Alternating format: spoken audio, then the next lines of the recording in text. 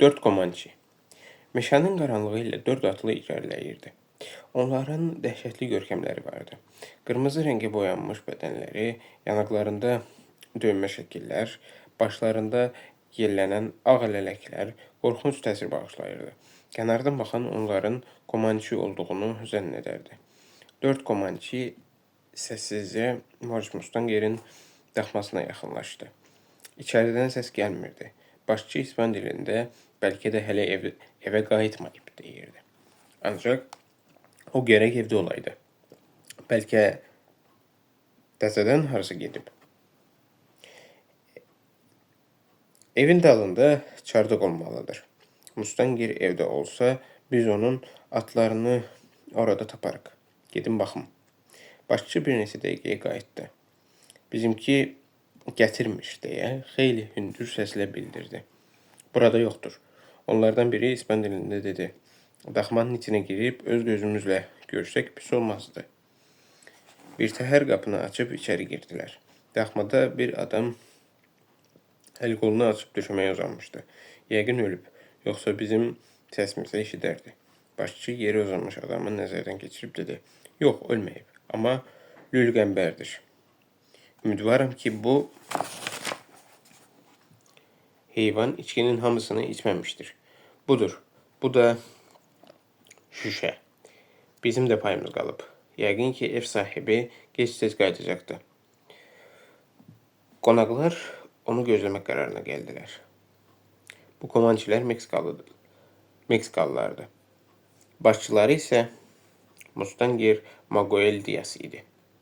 Həmin gün səhər yuxudan duran çöl canavarı El Coyote çətinliklə də olsa Kapitan Colhan'ın gezi gəlişini xatırladı.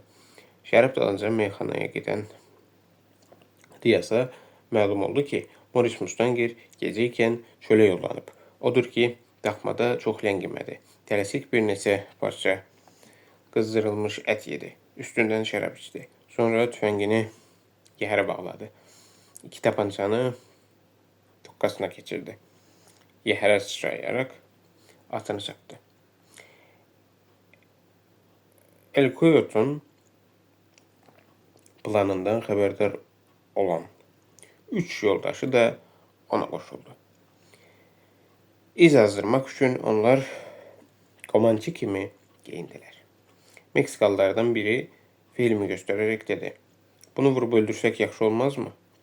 Bu səfehi sakit buraxın. El Coyote səsini uzatdı.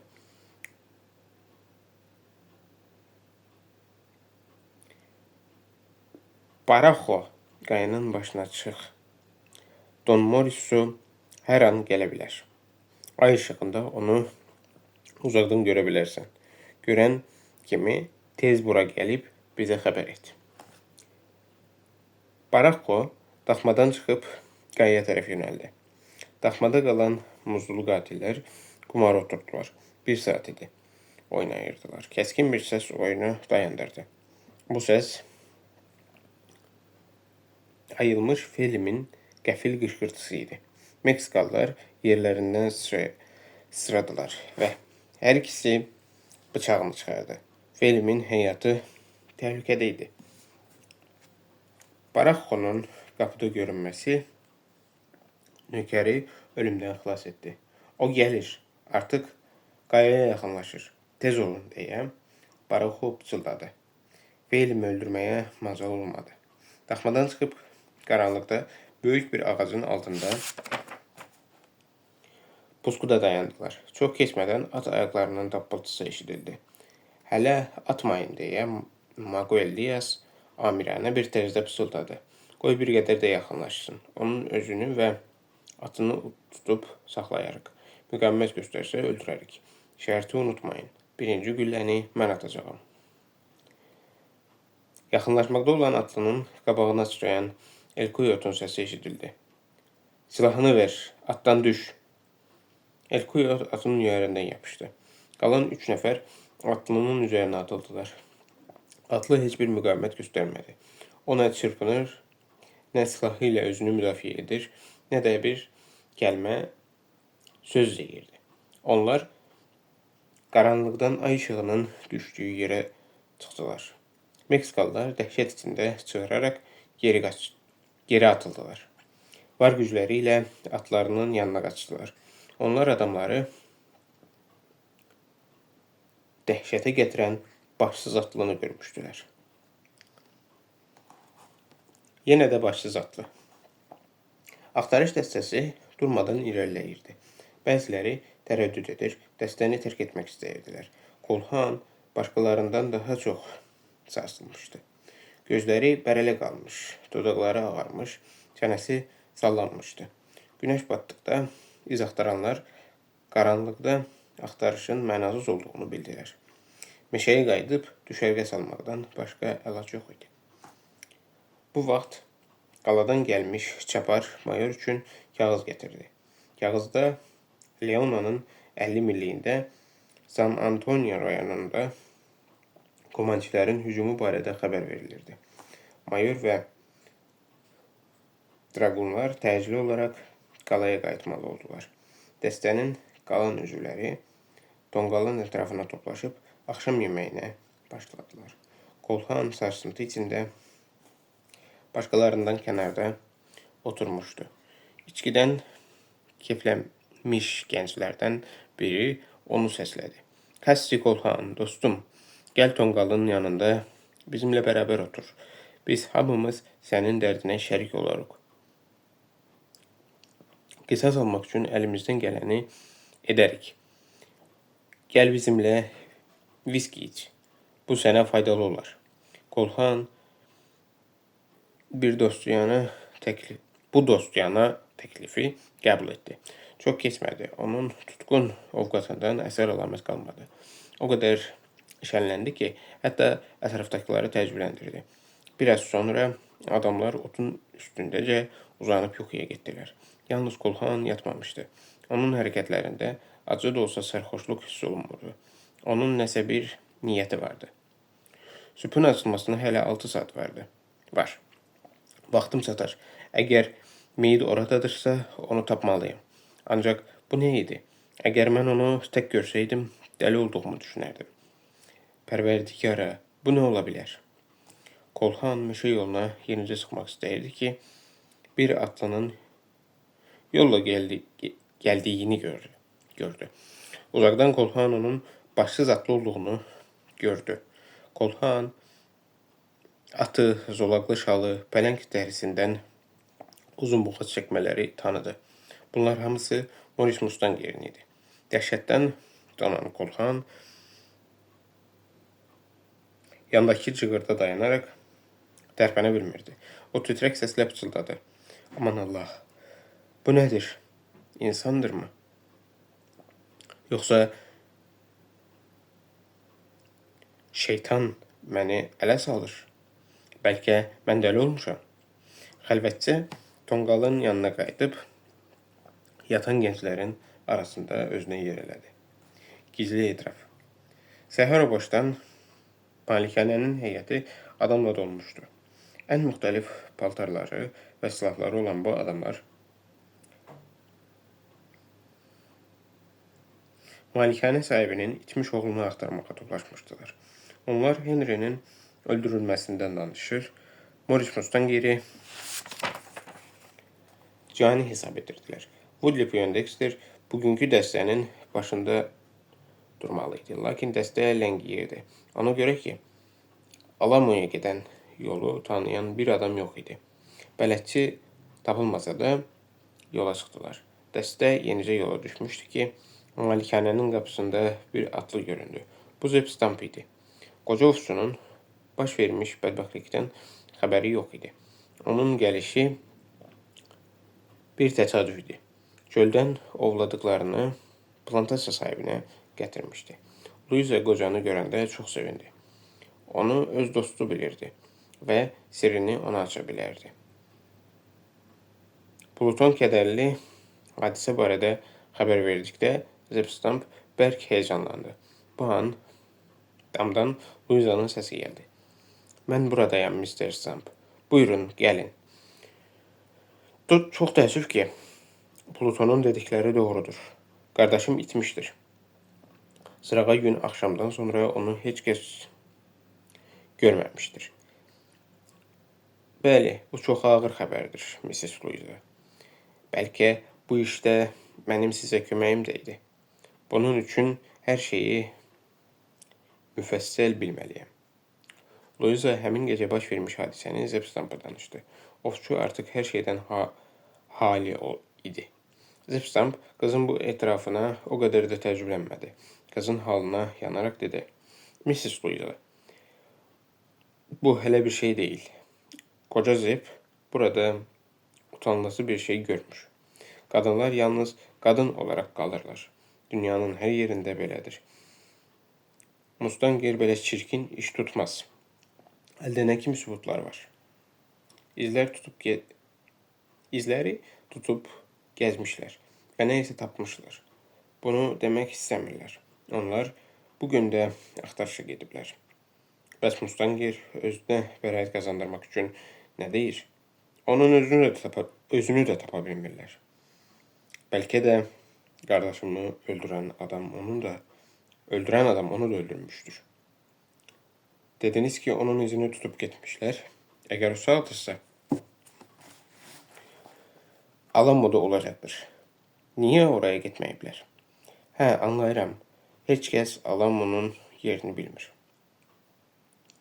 Atamla gedənlər yola düşərkən deyirdilər ki, Morris əllərinə düşsə öldürəcəklər. Təsəvvür edin ki, Kassi Kolhan kimi adamlar onun başına nə gətirə bilərlər? Getməyə hazırlaşan ovçu onun sözlərini kəsdi. Haqlısınız. Bu işin sonu Mustanger üçün pis qutara bilər. Ona kömək üçün əlimdən gələni edərəm. Narahat olmayın, Mrs. Louisa. Mən öz qoca atımla onlara çata bilərəm. Morris Mustanger'in bu işdə əl olmadığına tam əminəm.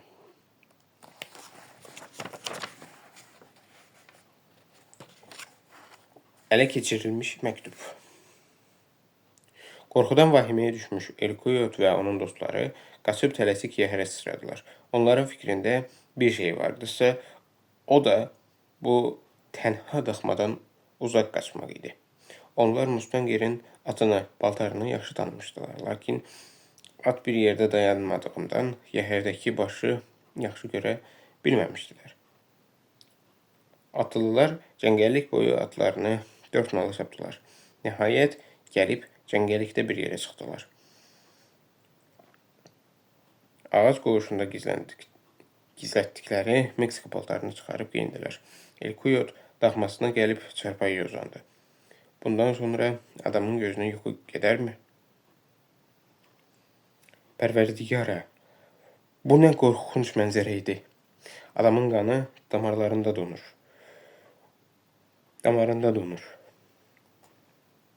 Özümə gəlmək üçün bir şey də yoxdur ki, içib qızışam. Nə qorxunç maskarad idi. Dayan, yoxsa məni qabaqlamışlar. Təhlükənin artıq arxada qaldığını düşünən Elkuyot bir qədər sakitləşdi və yuxuya getdi.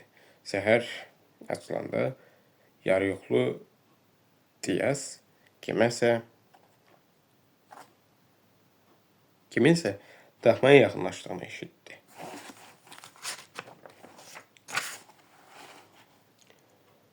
Jose, bu sənsən?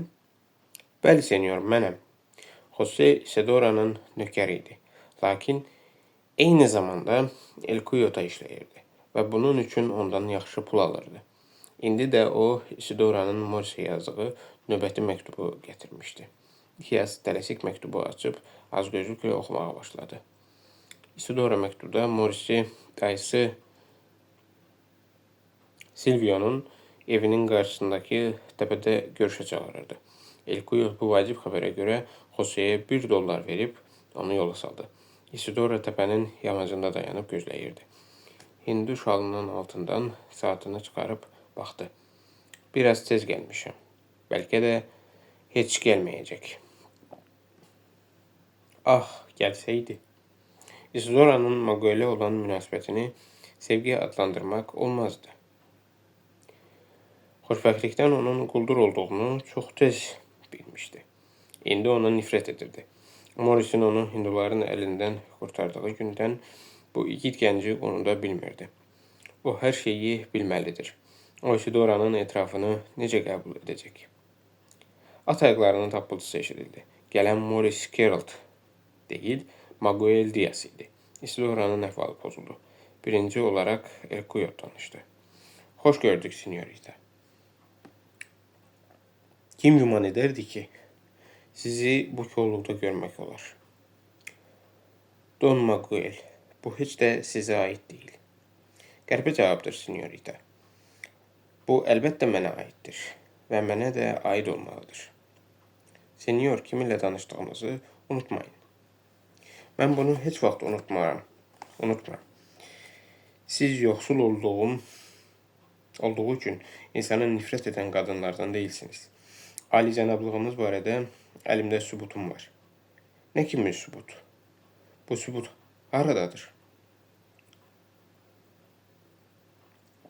Diaz məktubu göstərdi. Isidora öz yazdığı məktubu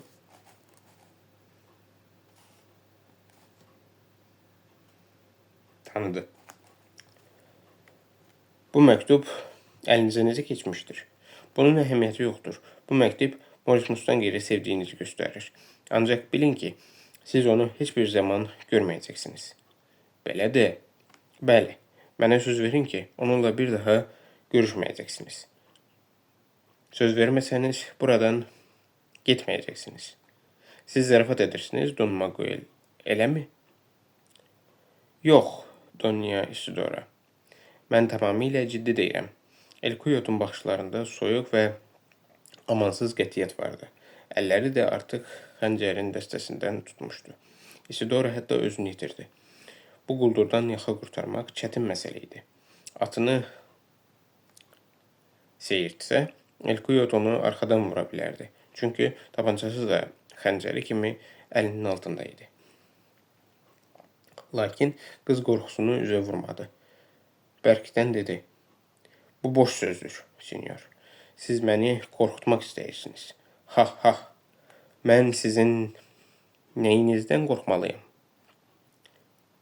Mən at sürməyi sizdən pis bacarmıram. Kəməndi də sizin kimi asanlıqla və uzağa da bilirəm.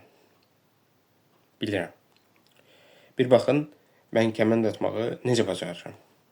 Bu sözləri gülümsəyərək deyən qız, yəhərin qaşındakı kəməndi çıxarıb öz məharətini göstərmiş kimi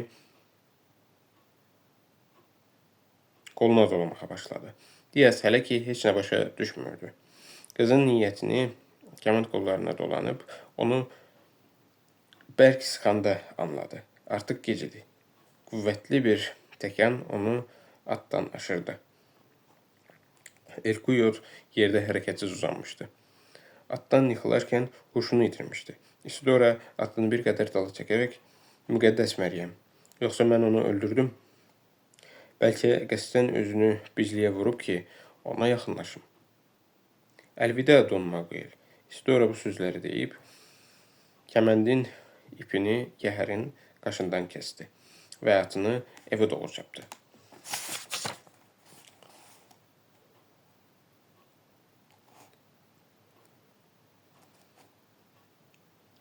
Kəmənd açıldı.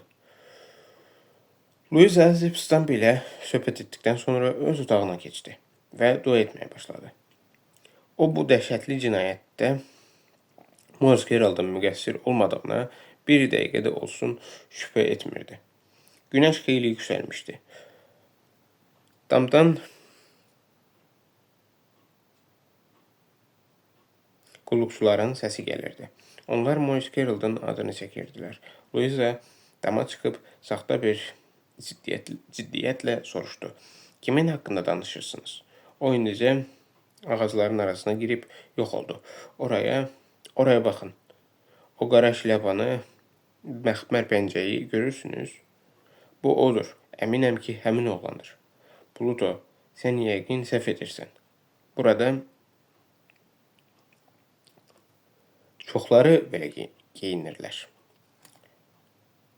Nökərlər pilləkəndə gözdən itər-itməz Luisa bir də o istiqamətə diqqətlə baxmağa başladı.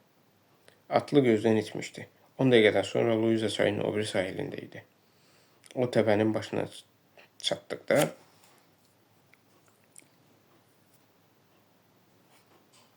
atını dayandırdı. Qulağına səslər gəlirdi.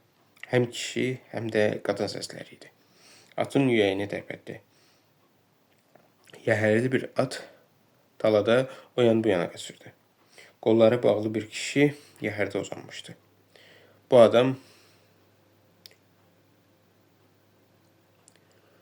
ölmüşdümü, sağdımı bilinmirdi. Bu onun damdan gördüyü adam idi. Lakin Morris Gerald değildi. Luiza kəməndin ilgəyini açdı. Elkuyot başını qaldırarak narahat halda ətrafını gözdən keçirdi. Senyorita, siz kimsiniz? Deyə soruşdu. O qız haradadır? Siz kimi soruşursunuz? Lənət şeytana. Çox qəribədir. Siz boz at minmiş qadına rast gəlmədiniz. Mən buraya yaxınlaşanda qadın səsi eşitdim. Daha doğrusu iblis səsinə oxşayar bir səs. Bu Isidora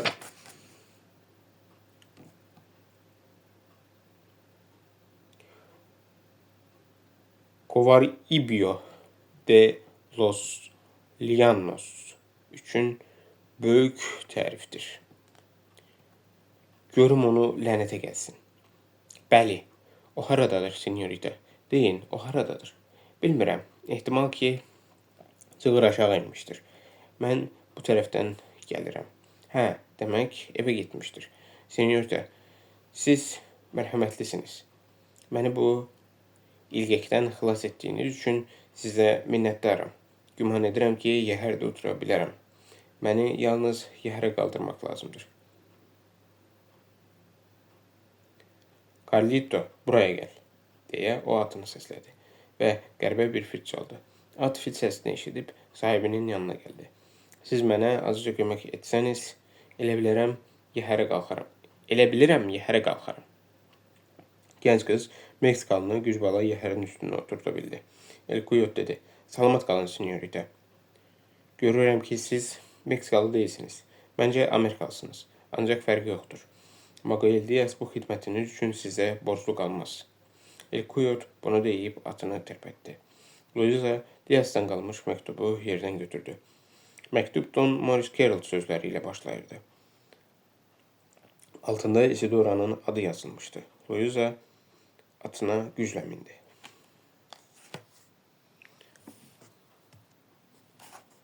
Çöl canavarları ilə çarpışma.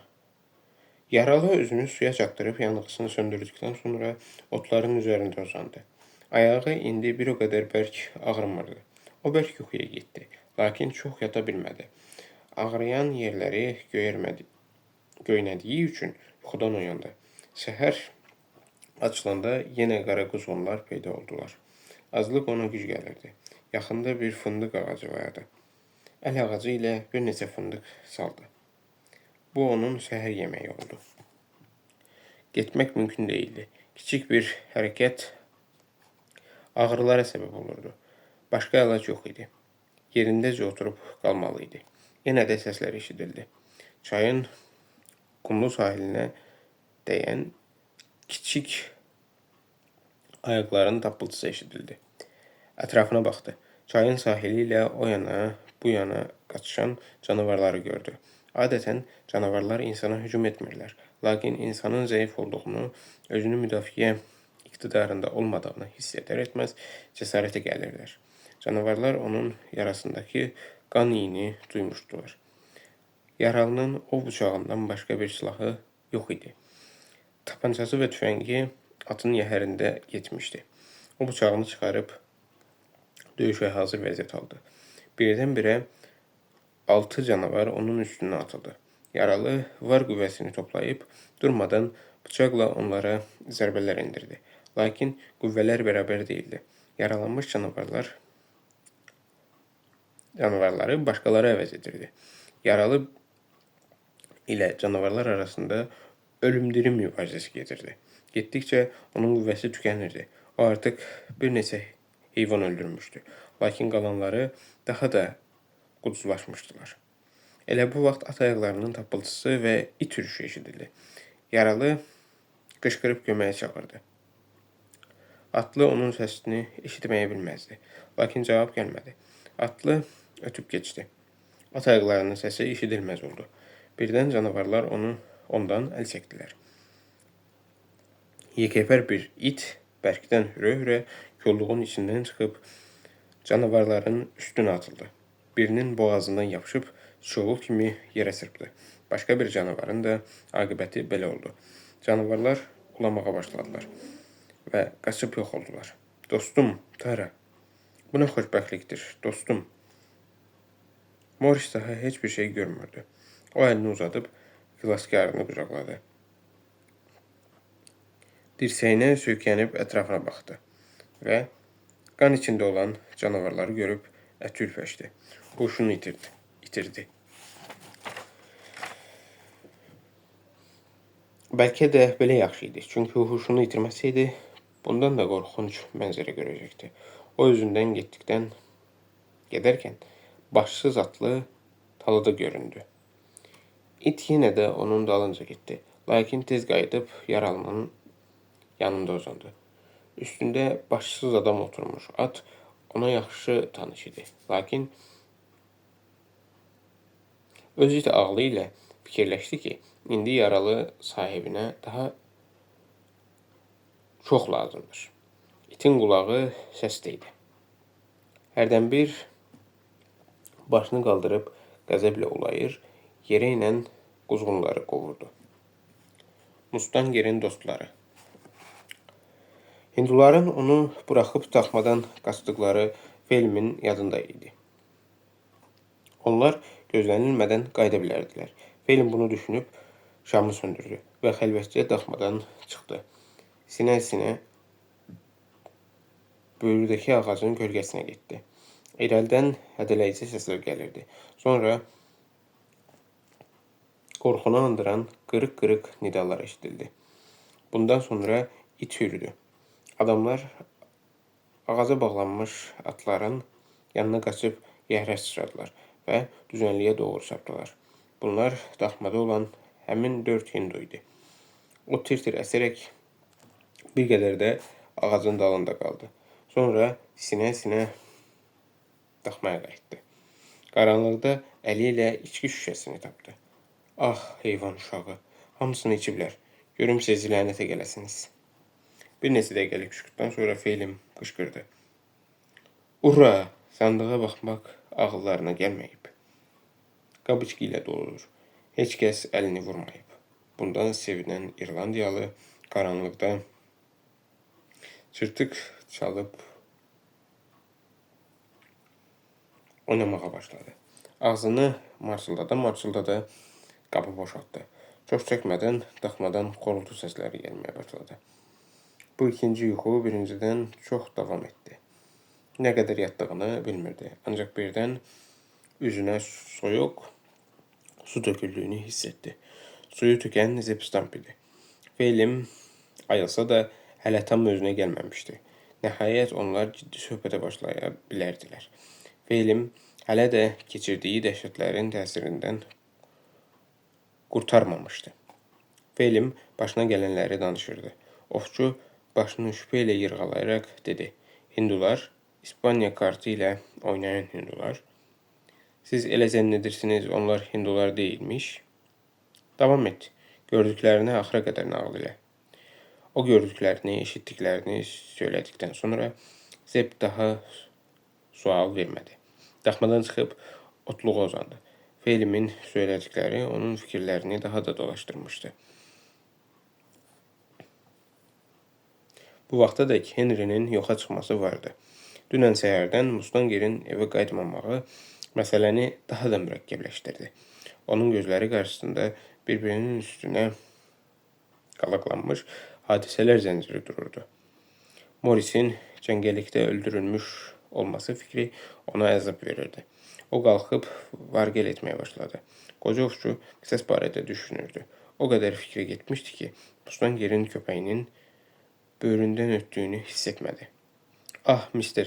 Stump, Taraya baxın, onun boynuna neysə bağlanmışdır. İt buradan gedəndə boynunda Belə şey yox idi. Doğrudan da itin boynunda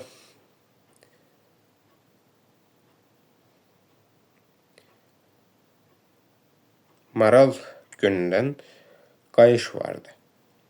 Ondan bir düyünçə sallanırdı. Zep qayışı bıçaqla kəsdi. Düyünçəni açdı. Arasında bir parça kağız vardı. Orada qırmızı mürəkkəblə görünür qanla nəsə yazılmışdı.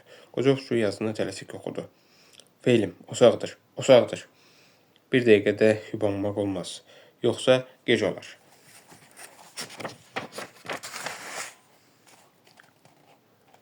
Lap vaxtında. Morris Gerald vəfalı itini yanında görüb arxayınlaşdı və dərin yuxuya getdi. Oyananda özündə yeni bir qüvvə hiss etdi. Ayağa qalxdı, lakin belini düzəldə bilmədi. Yenə də uzanmağa məcbur oldu. Burada çox qalmaq acından ölmək demək idi. Birdən ağlına bir fikir gəldi. Tara evə məktub apara bilər. Sonra itə sınayıcı nəzərlər saldı. Əgər onu getməyə məcbur edə bilsəydim, cibindən bir parça kağız çıxardı. Ağacdan tikan qoparıb, ölü canavarların qanına batıraraq kağızda bir neçə söz yazdı. Məktubu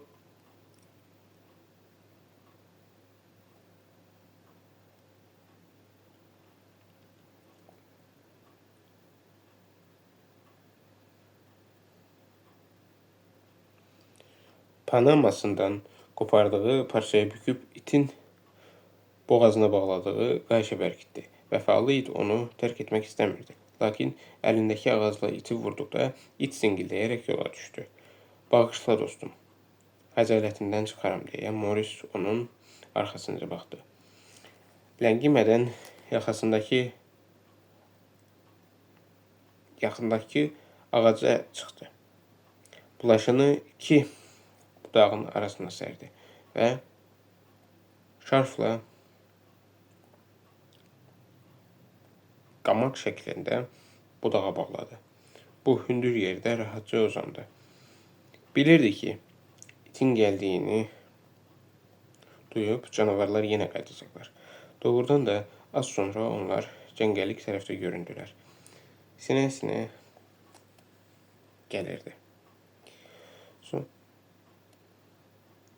gəlirdilər. Çatan kimi birinci olaraq öz ölü həmleşlərinin cəsədlərinə daraşdılar. İyrənc bir səhnə idi.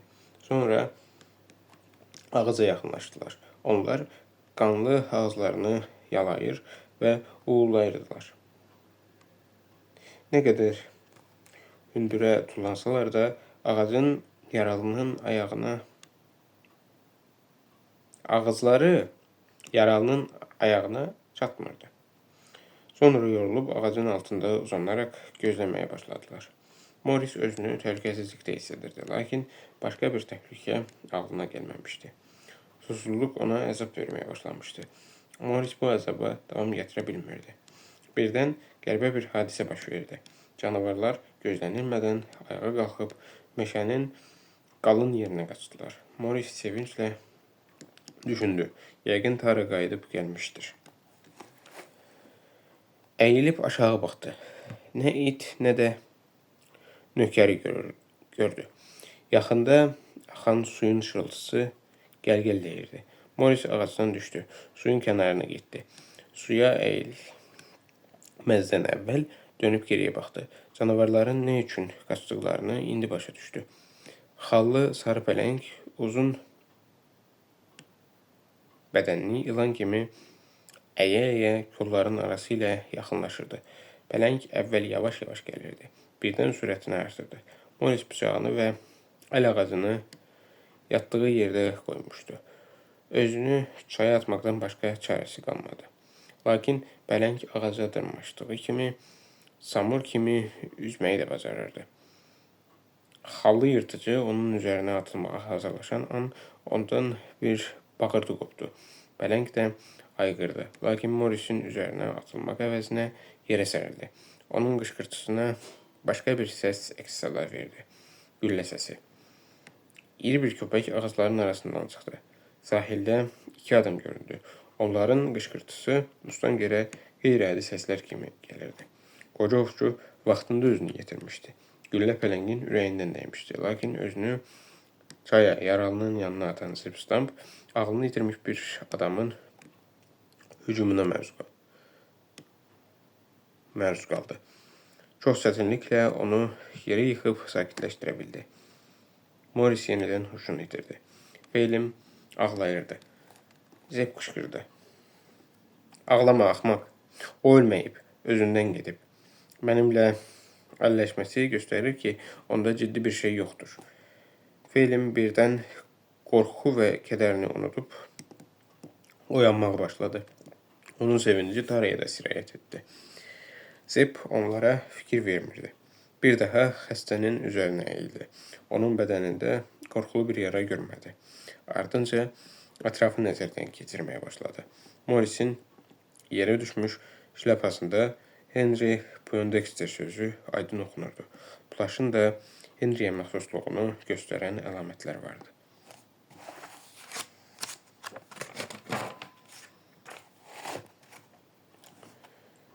Qoca ovçu çaşıb qalmışdı. Öz-özünə dedi. Nə şləpalar öz sahiblərinin başında, nə də başlar öz yerlərindədir. Burada nəsə bir sir var. Xərək düzəldib Morrisi bir təhər daxmaya gətirib çıxardılar.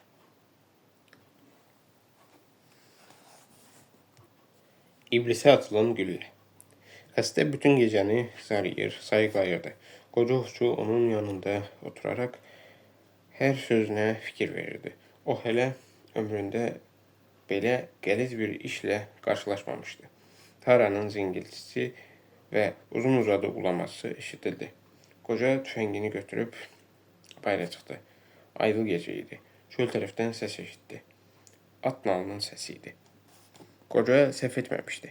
Qəfildən kolluqdan bir at çıxdı. Yəhərdə bir adam oturmuşdu.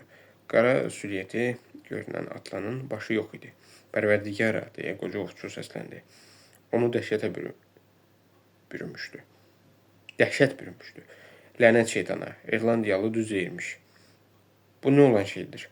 Əgər mən bu sirrin üstünü açmasam, qoy Allah mənə qənim olsun. Zep tüfəngini qaldırıb nişan aldı. Mənə bax, məlum adam, səninlə danışan Kentucky ştatından qoca Zep Stump'dır. Onunla zarafat etmək olmaz. Mən istəyirəm bu oyunu izah edəsiniz. Atlıdan cavab çıxmadı. Sənə daha 6 saniyə vaxt verirəm. Mənə cavab ver.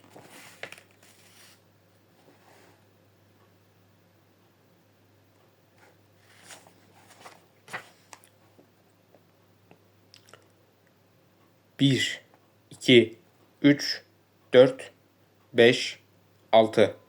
Ardınca atəş səsi eşidildi. Atəşə cavab olaraq at vəhşi bir səslə kişnədi. Atlı isə əvvəlki kimi sakitcə yəhərdə oturmuşdu. Zep Stump qorxudan donub qalmışdı. Uzaqlaşmaqda olan atlanın dalınca baxırdı. Hava işıqlanırdı. Zep yaralının sarğısını açdı. Yaraya nopal yarpaqları qoyub yenidən sarıdı. Yaxşı bilirdi ki, bu bitki yaranı 3 gündən sonra sağaldır. Evdə yeməyə heç nə yox idi. Qoca tüfəngini götürüb bir Hind toyuğu vurmaq ümidi ilə kolğa yollanmazdan öncə Felimə təpindi. Qulaq as, gözün qapıda olsun. Bura yad adam gəlsə, mənə xəbər ver. Mən uzağa getməyəcəyəm. Bir təhlükə görsən, bu tikanlı budağı mənim madyanımın quyruğunun altına qoy. O səndən bərk kişnəyər.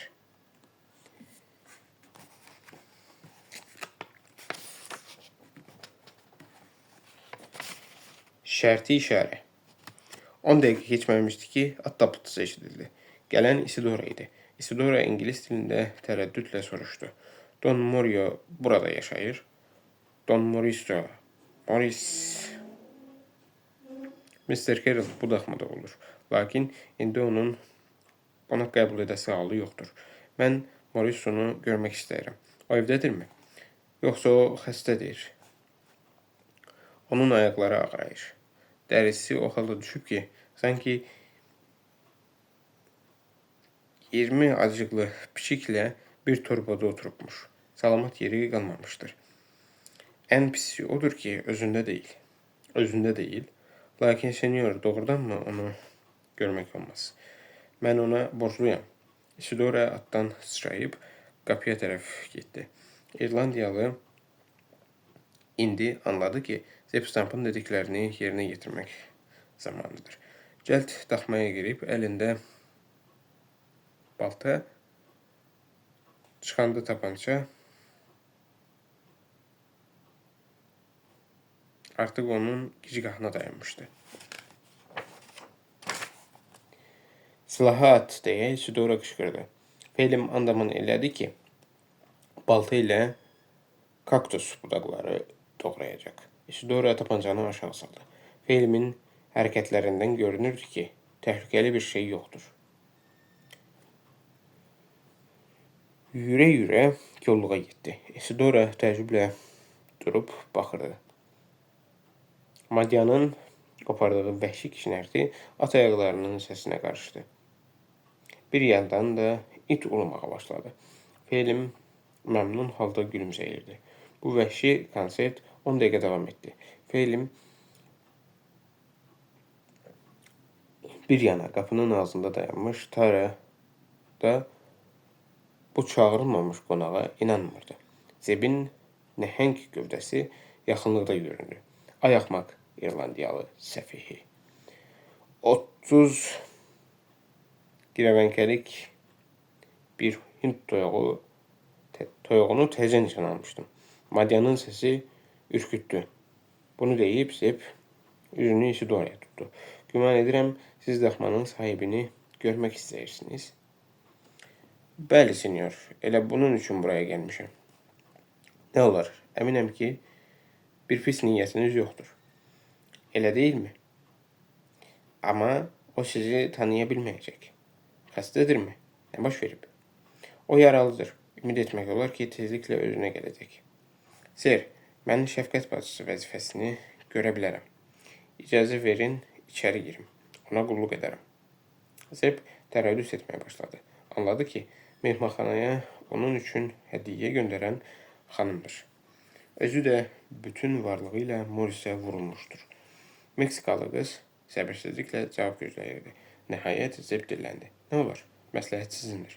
Ancaq onun sayıqlamalarından inciməyin. O bir qadının adını çox çəkəcək. Zeb bir bəhanə ilə Fellimi də özü ilə götürüb meşəyə sarı yollandı. Isidora daxmaya girib xəstənin yatağına yaxınlaşdı. Onun alışıb yanan alnını və dodaqlarını öpdü. Birdən qız əqrəb sancmış kimi geri sıçradı. Onu geri sıçramağa məcbur edən bircə söz, bircə ad idi. Morris sayıqlayarkən Luizanın adını çəkmişdi. Daxmada görüş. Luiza meşədə qolu bağlı adamı xilas etdiyi gün onun həyatında ən məşhum gün idi. Qardaşının dərdi, üstəlik də bu məktub. Başında hər şeyi bir-birinə qarışmışdı. Demək, Morris onu aldatmışdı. Məktubu bir də oxudu. Amiranə tərzdə bitən məktubun son cümləsi qızın qəlbini qısqanclıq alovuna bürüdü. Gəlin, mən sizi gözləyirəm. Luiza məktubu əlində əzişdirdi. Bir neçə saatdan sonra bir qədər sakitləşib ağılla düşməyə başladı.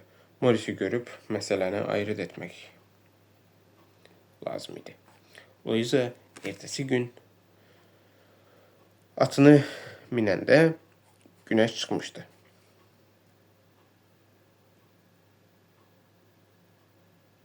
Malikanədən Alamoya 20 mil məsafə olardı. Mustangı çox bərk sürürdü. Daxmanın qapısından girər-girməz sinəsindən boğuq bir çığırtı qopdu. Daxmada bir qadın vardı. Isidora artıq anlamışdı ki, Morrisin qəlbində ona yeri yoxdur. Qapıda onun yerini tutan qadın dayanmışdı. Louisa da eyni ilə fikirləşirdi. Onlar dayanıb bir-birlərinə baxdılar. Və hər biri qarşısındakını bəxtəvər sayırdı. Bu sözsüz düşmənçilik səhnəsi idi. Louisa və onun ardınca Isidora bayra çıxdılar. Isidora birinci olaraq yəhərə qalxdı. Louisa da atını mindi. Isidoranın baxışlarında qabiliyyət ifadəsi yox idi. Louisa kədər, qəzəb və təəccüblə ona baxırdı.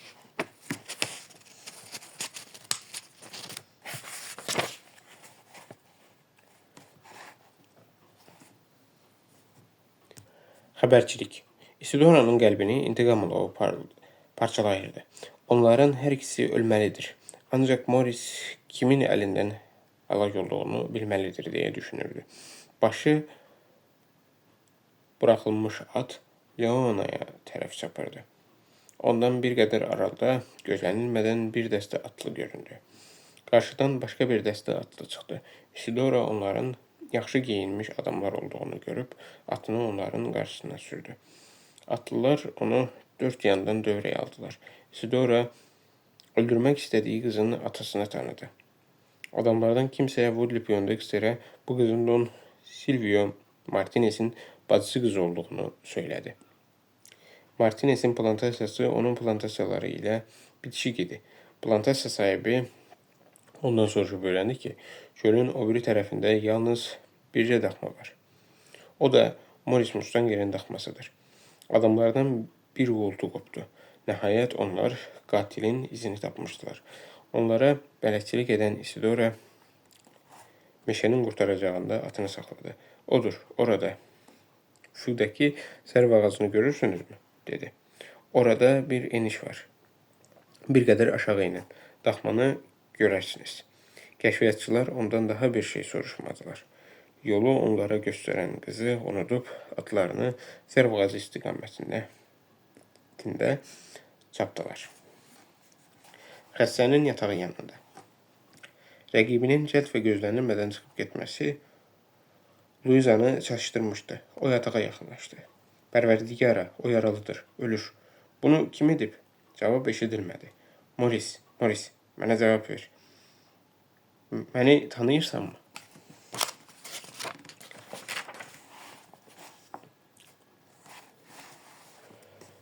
Morris iniltili sayıqlamalarına davam etdi. Louisa, sevirəm. Morris'in onu sevdiyini deməsi Louisa'nı heç vaxt indiki qədər bəxtəvər etməmişdi. O yatağın yanında iftixarla dayanmışdı. Feylim qapının ağzında göründü. Qızı gördükdə bərkdən dedi. Müqəddəs Patrik, yəqin mən dəli olmuşam. Bu doğrudanmı sizsiniz, Mrs. Poindexter? Bu ola bilməz. Elədir ki, var, Mr. O'Neill. Məni belə tez unutmaq sizin tərəfinizdən heç də yaxşı iş deyil. Unutmaq sizi kim unuda bilər? Uzağa niyə gedək? Bir baxın, bu adam huşunu itirib, ancaq sayıqlayarkən yalnız sizin adınızı çəkir. Feylim durmadan danışırdı. Sırağa gündən buraya qədər adam gəlib ki, ancaq bir atlını heç vaxt unutmayacağım. Gəlib ki, ancaq bir atlını heç vaxt unutmayacağım. Təsəvvür edirsiniz, onun başı yox idi. Başı yox idi. Lap Mr. Morris oxşayırdı. Ürəyim düşdü. Mr. O'Neill. Onu harada gördünüz? Orada, uçurumun kənarında. Elə bildim, gələn ağam Morris'tir. Görünür, kimsə sizinlə zarafat etmişdir. Eləmi? Zarafat etmişdir. Hə, qoca Zeb də belə dedi. Demək, Zeb də buraya gəlmişdi. Bəli, ancaq onlardan sonra kimlərdən? Hindulardan, müqəddəs Patrik. Budur, yenə gəldilər. At ayaqlarının səsi eşidilir. Feylim kaktus budağını qapıb daxmadan çıxdı. Louisa səsləndi. Aman Allah, onlardır. Mənim atam. Ona nə deyəcəyim? Müqəddəs Məryəm, məni rüsvayçılıqdan qoru. Artıq gecədir. Bir də ki, Morrisin həyatı təhlükədə idi. Louisa sevgilisini atıb gedə bilməzdi. O sakitləşdi və yatağın yanında dayandı. Linç məhkəməsi. Mustangerin daxması hələ bu qədər adam görməmişdi. Woodley Poindexter daxmanın yanında ağacı bağlanmış xalxal Mustangı görüb soruşdu. Qərbədir. Bu nə deməkdir? Bu ki, Louisa'nın atıdır. Atını onun atı ilə yanaşı sürən Kassi Colhan dedi. Bəli, onun atıdır dayı. Daxmanın geniş açılmış qapısında bir qadın göründü. Pərverdigara, bu ki mənim qızımdır. Plantasiya sahibinin gözü qapıda Henry'nin şlyapasına və plaşına sataşdı. Poindexter yatağa sarı yüyürdü. Onun sevinci bir anda yox oldu. İnliyə geri çəkildi. İzdihamı pısıltı bürümüşdü. Louisa Poindexter Mustangerin daxmasında. Özü də tək. Poindexter üzünü qızına tutub acıqla dedi. Bu nədir? Sən buraya necə gəlmisən? Buranın yolunu haradan bilirsən? Sən səfeh bir qız kimi hərəkət etmisən. Bura qızların yeri deyil. Bu saat buradan çıxıb getməlisən. Burada hər cür xoşa gəlməz hadisələr baş verə bilər. Louisa, atını min. Mr. Yancy səni evə yola salar. Yancy gənc plantasiya sahibi idi. O bu tapşırıqdan çox sevindi. Louisa könülsüz halda atına mindi. Bu zaman Colhan daxmada tapılmış plyaj və şlyapa haqqında izdihama xəbər verirdi. Yancy atını yavaş-yavaş sürür. Louisa onun arxasınca gedirdi. Oradan bir qədər aralandıqdan sonra Louisa nə düşündüsə yol yoldaşına atının yorulduğunu bəhanə gətirdi və bir qədər dayanmağı xahiş etdi. Onlar çayın sahilində dayandılar.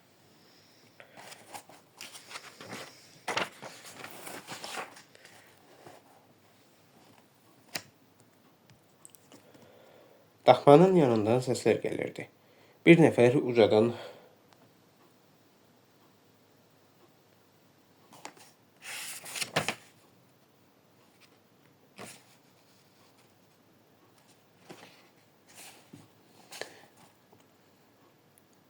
danışırdı. Louisa səsi tanıdı. Danışan Kassi Colhan idi. Budur, danışıb qurtardı. Onun sözlərinə qüvvət verən gürültülü səslər eşidildi. Louisa yerindən sıçrayıb daxmaya tərəf qaçdı. Gənc qızı belə sürətlə qaçmağa vadar edən məhkəmənin çıxardığı qərar idi. Morris və Felim əl-qolu bağlı izdihamın ortasında yerə uzatmışdılar. Morrisin ağzına tıxac qoymuşdular. Bu cinayət barədə hökm çıxaran məhkəmə linç məhkəməsi idi. Onlar Morrisi Henry'ni öldürməkdə müqəssir bilirdilər.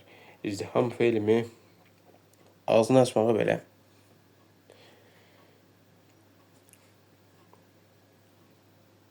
imkan vermədi.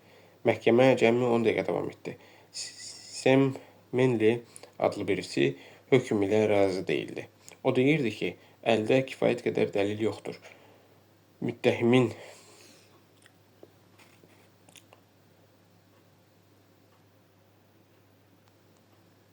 isə şuuru özündə deyil. Colhan'ın qızışdırdığı adamlar isə edamın dərhal icra edilməsini tələb edirdilər. Colhan adamlara həmin gecə Henry ilə Morrisin dalaşdıqlarını eşitdiyini söylədi. İzdiham bu xəbərdən daha da həyəcana gəldi. Asılsın deyə hər tərəfdən qışqırdılar. İlgəyi Morrisin boğazına saldılar. Kəndirin o biri ucunu isə ağaca keçirdilər.